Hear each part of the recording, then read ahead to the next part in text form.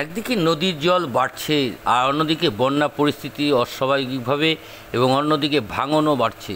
সাথে সাথে একাধিক সমস্যায় জর্জরিত ভাঙন কবলিত এলাকার মানুষেরা। বহু দূর থেকে নিতে হয় রেশন, অঙ্গনারী কেন্দ্র নেই। বন্যার পরিস্থিতি পরিদর্শনে গিয়ে অবহেলিত মানুষদের কথা শুনে মাটিতে বসে কথা শুনলেন ব্লক সমষ্টি উন্নয়ন আধিকারিক, সাথে ছিল পঞ্চায়েত সমিতির সভাপতি এবং বিদ্যুৎ কর্মদক্ষ। সমস্যা শুনে দ্রুত সমাধানের আশ্বাস দিলেন বিডিও।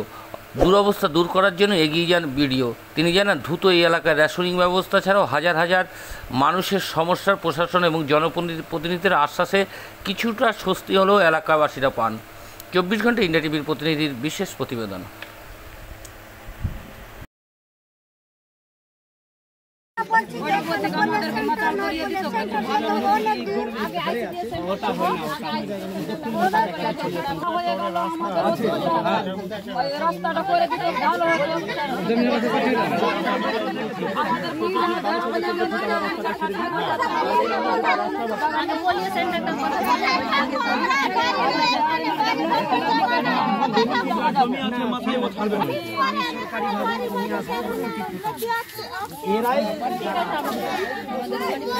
আজকে কারা এসেছিল এখানে?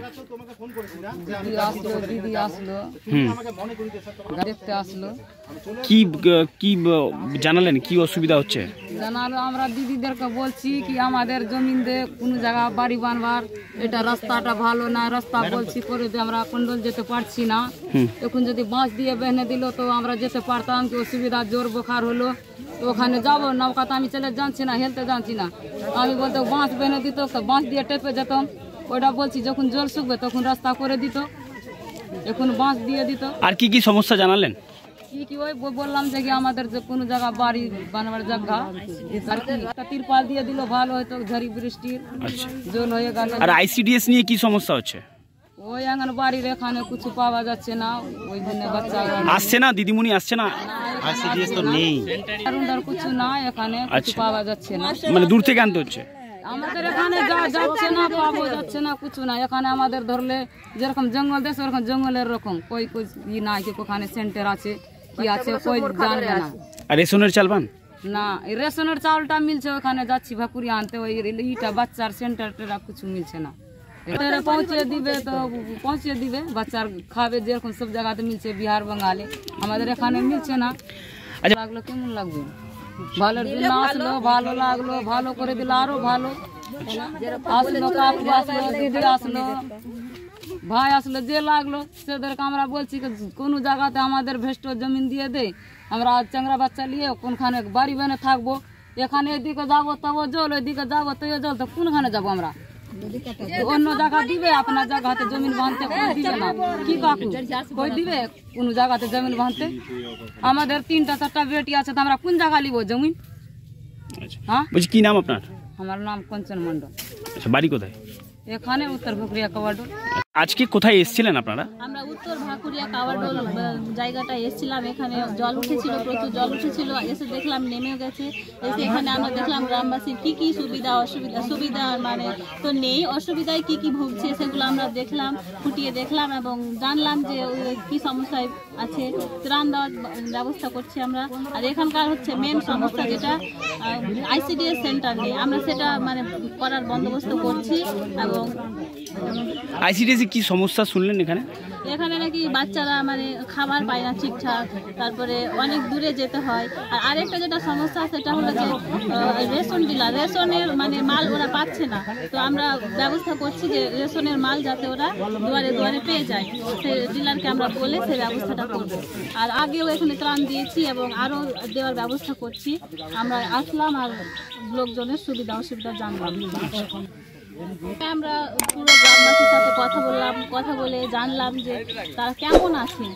মেন কথা এটাই যে তারা কেমন আছে, আমরা প্রতিনিধি হিসেবে সেটাই জানতে এসেছিলাম।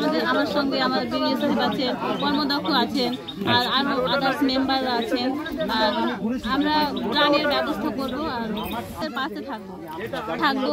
মামাটির মানুষ মমতা বন্দ্যোপাধ্যায় অনুপ্রেরণায় আমরা আছি, থাকবো এবং ভবিষ্যতেও থাকবো।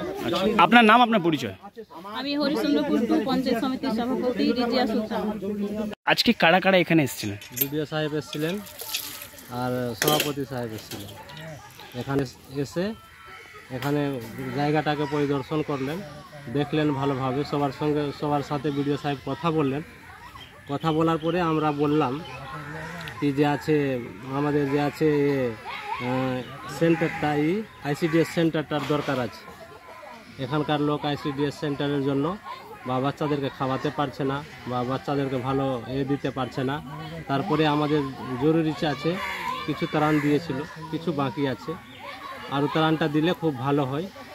তারপরে আমি যে আছে এই ইসের জন্য আইসিডিএস সেন্টারের জন্য আমি জমিটা দিতে চাইছি। মানে আপনি জমি দিবেন? হ্যাঁ, আমি জমি দেবো। এর ব্যাপারে অভিযোগ জানালেন ডিলার যে আছে এখানে রেশন দিতে আসছে না। এখানে চারিদিকে বন্যা হয়ে গেছে, চারিদিকে তাহা জল।